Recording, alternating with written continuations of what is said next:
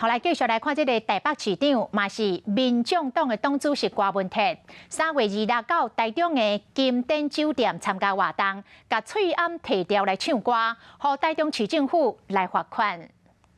违反规定是事实哈，那台北市也已经开罚了，所以呢，台中市政府也一样已经确定了哈，那就是有6位上台，那每位罚3000哈。那最近呢，我们已经查访好他们的地址，分别就会把罚单寄出。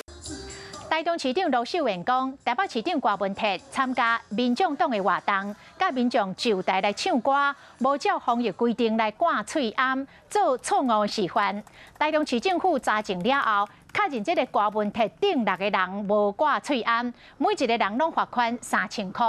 讲这个防疫无例外，就算是台北市长同款，嘛是爱开罚单。 生生不息，宏观视野，我是申宏。想要看体育新闻，就要赶快看华视新闻，赶快按赞、分享、开启小铃铛哦。